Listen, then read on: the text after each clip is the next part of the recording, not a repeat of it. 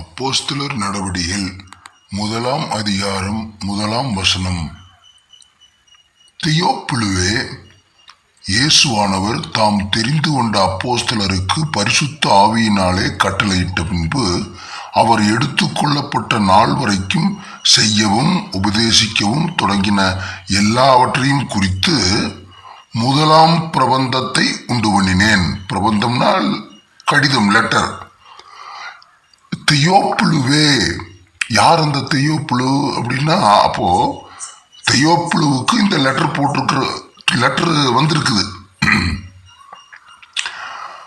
இது எழுதினவர் என்ன சொல்றாரு அப்படின்னா, இந்த அவர் எடுத்துக்கொள்ளப்பட்ட நாள் வரைக்கும் செய்யவும் உபதேசிக்கவும் தொடங்கின எல்லாவற்றையும் குறித்து முதலாம் பிரபந்தத்தை உண்டு பண்ணினேன். அப்போ ஃபர்ஸ்டே இந்த அப்போஸ்தலர் நடவடிக்கைகள் எழுதின ஆசிரியர் முதல்ல ஒரு லெட்டர் போட்டிருக்கிறாரு. இது 2வது லெட்டர் போடுறாரு. யாருக்கு போடுறாரு? தியோப்பிலுவுக்கு போடுறாரு.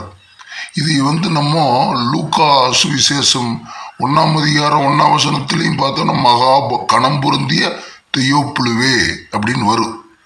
அதனால ஒருவேளை இது லூக்கா எழுதியிருக்கலாம் அப்படின்னு சொல்லி ஒரு ஆராய்ச்சியாளர்களுடைய கருத்து. அப்போஸ்தலர் 1 அதிகாரம் 3 வசனம்.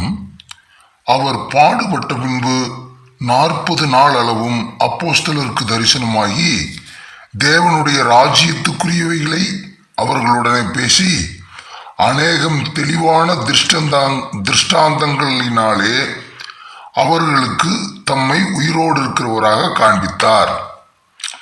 இப்போ 40 நாள்னா 40 நாள் அவங்களுக்கு தரிசனமாயிட்டே இல்லை.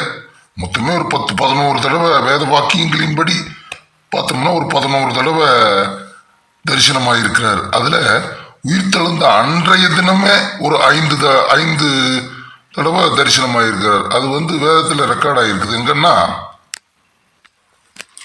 யோவான் 20 அதிகாரம் 14 வசனம்.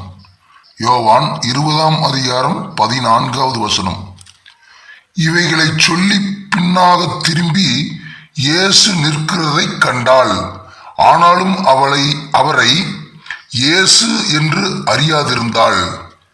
யாரு? இந்த மகதலேனோ மரியாள். அவங்க அந்த கல்லறைக்கு வர்றாங்க. அந்த 20 அதிகாரத்துல முதலிருந்து வாசிச்சு பார்த்தீங்கன்னா தெரியும். வாரத்தின் முதல் நாள் காலையில் அதிக இருட்டோடைய மகதலேனா மரியாள் கல்லறையின் இடத்திற்கு கல்லறைக்கு அடைத்திருந்த கல் எடுத்து போட்டிருக்க கண்டாள் அப்படின்னு சொல்லி வரிசையா வரும். அதுல பார்த்தோம்னா 14 வசனத்துல இயேசு கிறிஸ்து அவருக்கு தரிசனமானதை பத்தி போட்டிருக்கிறாங்க. இது ஒன்னா.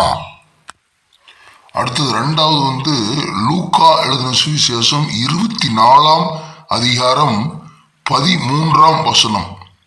அன்றைய தினமே அவர்களில் 2 பேர் எருசலேமுக்கு 7 அல்லது 8 மைல் தூரமான எம்மாவு என்னும் கிராமத்துக்கு போனார்கள். அங்க எம்மாவுங்கிற இடத்துக்கு போகும்போது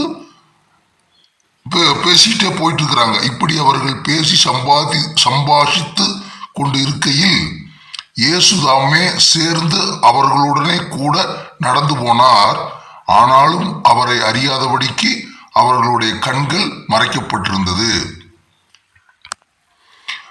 அதுல 18 அதிகாரம் அவர்களில் ஒருவனாகிய கிளையோப்பா அப்படிங்கிறவரு, இன்னொருத்தர் வேற யாரும் இல்ல, பேதுரு தான் 2வது நபர்.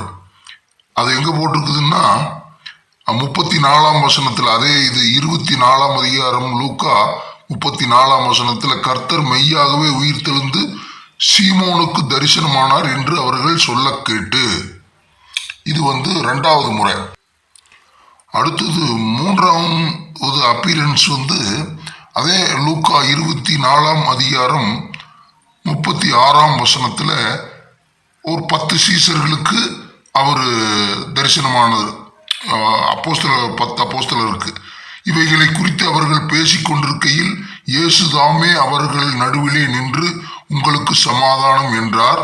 அவர்கள் கலங்கி பயந்து ஒரு ஆவியை காண்கிறதாக நினைத்தார்கள். இது சீசர்களுக்கு அவர் அப்பியர் ஆனது. இது ஒரு 3வது தடவை, உயிர்த்தெழுந்த அன்னைக்கே 3வது தடவை.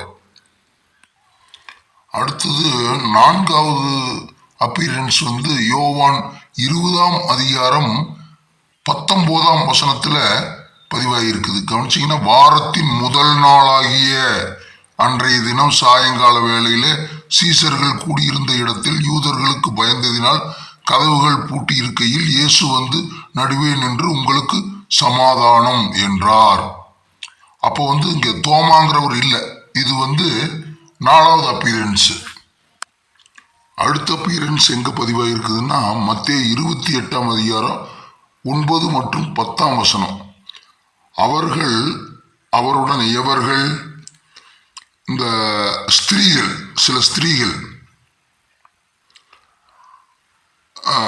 அவர்கள் பயத்தோடும் மகா சந்தோஷத்தோடும் கல்லறையை விட்டு சீக்கிரமாய் புறப்பட்டு அவருடைய சீசர்களுக்கு அறிவிக்க ஓடினார்கள். அவர்கள் அவருடைய சீசர்களுக்கு அறிவிக்க போகிற போது வழியில இயேசுதாமே அவர்களுக்கு எதிர்பட்டு வாழ்க என்றார். அது 5வது அப்பீரன்ஸ். இப்படி வரிசைப்படுத்தி பார்த்தோம்னா கிட்டத்தட்ட 11 முறை அப்பீரன்ஸ் ஆகியிருப்பார்.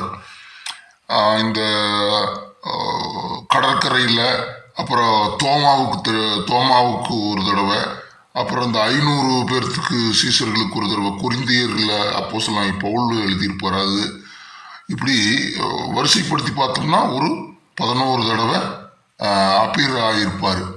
இப்போ எதுக்காக அவர் அப்படி அப்பீர் ஆனாரு அப்படிங்கிறத பற்றி ஆலோசனை பண்ணி பார்த்தோம்னா, அவங்களுக்கு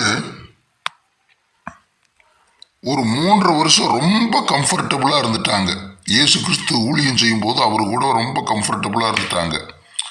இந்த 40 நாளில் அந்த அப்போஸ்தலர்களுடைய நிலைமை என்ன அப்படின்னா, பிதாவுடைய தொடர்பும் இல்லாம, இயேசு கிறிஸ்துவுடைய தொடர்பும் இல்லாம, பரிசுத்த ஆவியும் இல்லாம, இப்படி எதுவுமே இல்லாம நிக்க வேண்டிய ஒரு நிலைமை. அப்போ அது மட்டும் இல்லாம அந்த பரிசுத்த ஆவியே அவங்களுக்கு வழங்கப்படுகிறது அப்படிங்கிற செய்தி அவங்களுக்கு தெரிவிக்கணும். இல்லாட்டி அவங்க அதை பெற்றுக்கொள்ளும் போது என்னமோ ஏதோன்னு சொல்லி பயந்துக்குவாங்க. அவங்களை திடப்படுத்தணும். அதுக்காகவும் தன்னை ஒரு உயிரோடு இருக்கிறவராக காண்பித்து அவர்களை தைரியப்படுத்தி ஊழியத்தை செய்யறதுக்காக அவரு அப்படி காட்சி கொடுத்தாரு. அதெல்லாம் பின் வசனங்கள்ல வரும், அதை பார்க்கலாம். கிறிஸ்துவாமே இந்த வசனங்களை நமக்கு ஆசீர்வாதமாக்கி தருவாராக. ஆமேன்.